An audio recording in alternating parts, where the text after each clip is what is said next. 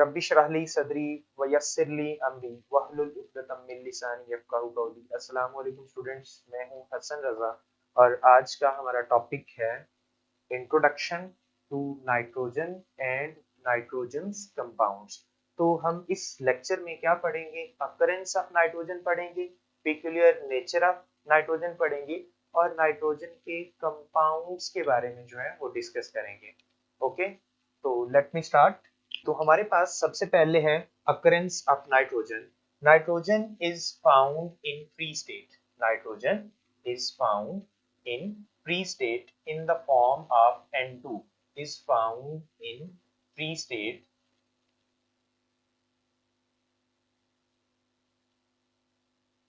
in the form of N2। Okay, उसके बाद nitrogen in the form of N2 is present in air. ये air में मौजूद होती है 78%। 78%। अब इतनी ज्यादा नाइट्रोजन एटमॉस्फेयर में मौजूद है, आप देखें, एक अंदाजा सा लगाएं कि oxygen in atmosphere O2 is 20%, ठीक है, नियरली 20%। तो अब आपके पास ये 20% है ऑक्सीजन और ये 78% है, ठीक है। 21 या 20% आपके पास ऑक्सीजन है और ये 78% है। ऑक्सीजन की अहमियत का अंदाजा लगाएं कि अगर ये हमारा सांस जो है, जो हम 1 मिनट में 2-3 सांसें ले लेते हैं, या इसको अगर कोई हम बहुत ज्यादा देर तक भी डिले करे रखें, सांस को रोक के रखें, तो हम कितनी को देर ऑक्सीजन के बगैर रह सकते हैं। ये 20% चीज है जो एटमॉस्फेयर में मौजूद है और उसकी अहमियत का अंदाजा लगाएं आप। तो यहां से क्वेश्चन अराइज होता है कि नाइट्रोजन की प्रेजेंस 78% है, ठीक है, इन एटमॉस्फेयर। तो इसकी इंपॉर्टेंस क्या है? जो साइंटिस्ट थे, पहले पहले उन्हें नाइट्रोजन ऐसे लगता था कि इसका कोई यूज नहीं है, क्योंकि नाइट्रोजन जो है ये हमारे पास मिनरल्स फॉर्म में नहीं पाई जाती। Nitrogen is not found, N2 is not found या nitrogen is not found in the form of its minerals, in the form of its minerals। ये अपने मिनरल्स की फॉर्म में नहीं पाई जाती।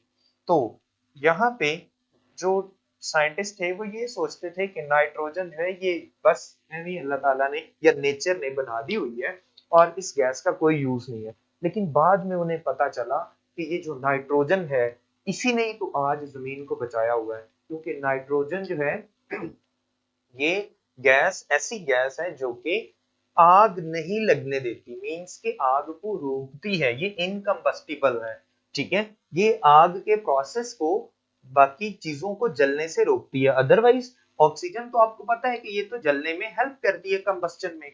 और एक जगह पे दुनिया में जमीन में कहीं भी आग लगती, पूरे एटमॉस्फेयर में जमीन के इर्द गिर्द ऑक्सीजन मौजूद है और आप देखते हैं कि पूरे का पूरा प्लेनेट जो है वो एक जगह पे आग लगने से जल रहा है। तो ये नाइट्रोजन का रोल उस वक्त जो है वो साइंटिस्ट को समझ आया जब उन्हें ये पता चला कि नाइट्रोजन गैस जो है ये इनकम्बस्टिबल है, कि ये जलती नहीं है। उसका रोल समझ आया कि ये इतनी, इसलिए अल्लाह ताला ने ये बना दी हुई है या नेचर ने ये बना दी हुई है कि उन्हें पता था कि आने वाले वक्त में एक इंसान नामी चीज ऐसी होगी जो कि क्या करेगी, जगह जगह पे आग लगाएगी, और इसलिए आज हमारी अर्थ जो है वो बची हुई है नाइट्रोजन की बदौलत। उसके बाद हम इसकी जो है वो बात करते हैं पेक्यूलियर नेचर की। तो हमारे पास अगर हम देखें तो नाइट्रोजन की जो पेक्यूलियर नेचर है, नाइट्रोजन वाहिद ग्रुप 5A का एलिमेंट है जो कि डायटोमिक फॉर्म में पाया जाता है, ठीक है। पेक्यूलियर नेचर ऑफ नाइट्रोजन में अगर हम देखें तो हमारे पास वाहिद जो है ये नाइट्रोजन है जो कि डायटोमिक फॉर्म में पाया जाता है, ओके। और उसके बाद हमारे पास नाइट्रोजन जो है इसका साइज बाकियों की निस्बत क्या होता है, बहुत छोटा होता है, ये स्मॉल साइज एलिमेंट है। नेक्स्ट, इसके अंदर जो है वो हाई इफेक्टिव न्यूक्लियर चार्ज होता है जो कि बाकियों की निस्बत ज्यादा है, ठीक है, high effective nuclear charge, okay. उसके बाद है जी हमारे पास ये हाई इलेक्ट्रोनेगेटिविटी इसमें पाई जाती है, या हाईली इलेक्ट्रोनेगेटिव होता है nitrogen as compare to other group 5A elements.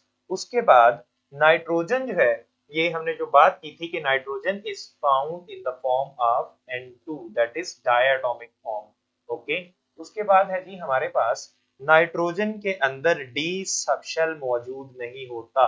Nitrogen has no D subshell. Okay, जबकि बाकी सब में क्या होता है, डी सबशेल मौजूद होता है। बाकी सब में क्या होता है, डी सबशेल मौजूद होता है। उसके बाद nitrogen has no allotrope. Nitrogen का कोई एलोट्रॉप नहीं है, जबकि आप बाकियों को देखें तो उनके एलोट्रॉप्स मौजूद हैं।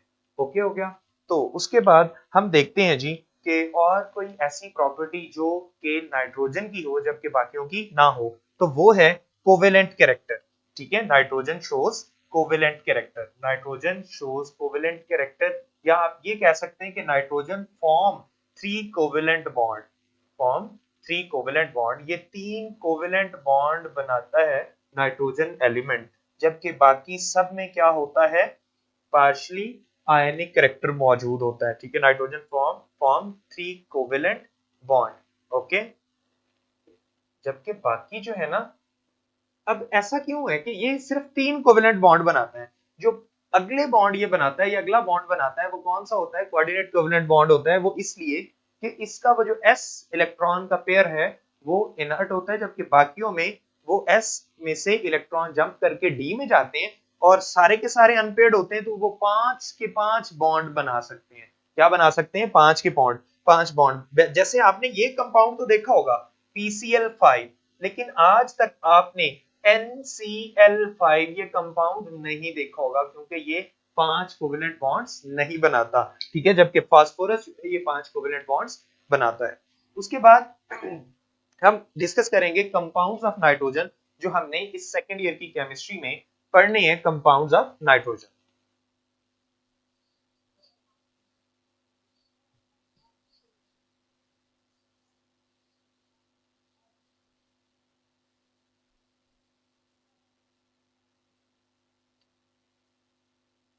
कंपाउंड्स ऑफ नाइट्रोजन में हमारे पास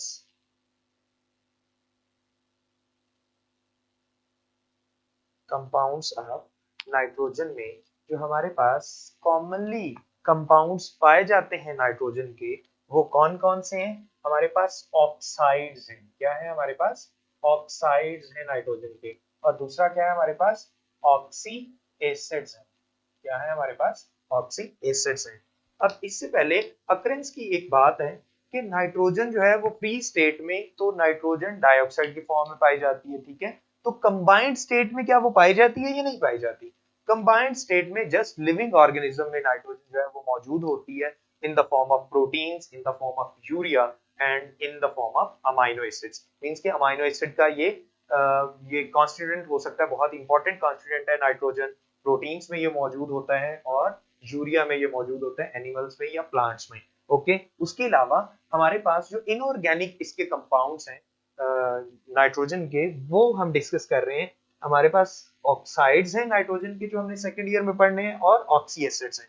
अब ऑक्साइड्स कौन कौन से हैं, हमारे पास सबसे पहले है नाइट्रस ऑक्साइड N2O।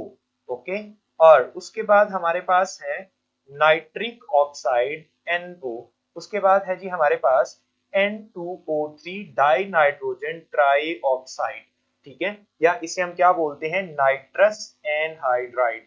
क्या बोलते हैं इसे हम, नाइट्रस एनहाइड्राइड। ओके, और उसके बाद है जी हमारे पास NO2, जिसे नाइट्रोजन डाइऑक्साइड या नाइट्रोजन पर ऑक्साइड कहा जाता है, नाइट्रोजन पर ऑक्साइड। ओके, तो स्टूडेंट उसके बाद हमारे पास जो लास्ट ऑक्साइड है कार्बन का, वो है N2O5 die nitrogen pentoxide. N2O5 die nitrogen pentoxide, या आपके पास है nitric anhydride, nitric anhydride. Okay, तो आपके पास आप कहेंगे कि इनके ये वाले नाम मौजूद है, nitrous anhydride, nitrogen peroxide, nitric anhydride, तो इनको क्या बोलते हैं, इसको नाइट्रस ऑक्साइड बोला जाता है। क्या बोलते हैं, नाइट्रस ऑक्साइड। और ये जो NO है नाइट्रोजन ऑक्साइड, इसको नाइट्रिक ऑक्साइड भी बोला जाता है। क्या बोला जाता है, नाइट्रिक ऑक्साइड। ये नाइट्रोजन की ऑक्सीडेशन स्टेट्स की वजह से ये डिफरेंट इसके नाम हैं, ठीक है। उसके बाद है जी ऑक्सी एसिड्स। ऑक्सी एसिड्स हमारे पास दो तरह के हैं नाइट्रोजन के। एक कौन सा है हमारे पास, HNO2 नाइट्रस एसिड, ठीक है, और दूसरा है हमारे पास HNO3 nitric acid. Okay, nitrous acid and nitric acid. Students समझ आ रही है कि कितने कंपाउंड्स हमने यहाँ पे डिस्कस करने हैं। इनमें हमारे पास जो इस सेकेंड ईयर के लेवल पे हमने डिस्कस करने हैं वो है nitrogen dinitrogen oxide and nitrogen dioxide. ये वाला कंपाउंड हमने डिस्कस करना है। ओके, ये तीन कंपाउंड्स को हमने सेकेंड ईयर के लेवल पे डिस्कस करना है, और फिर हम डिस्कस करेंगे HNO2 को, और उसके बाद हम डिस्कस करेंगे HNO3 को स्टेप वाइज। ओके, परेशान नहीं होना बच्चों, हम इन्हें स्टेप वाइज इंशाल्लाह नेक्स्ट वीडियोस में एक्सप्लेन करेंगे, डिटेल के साथ इनके बारे में पढ़ेंगे। तो मिलते हैं नेक्स्ट वीडियो में।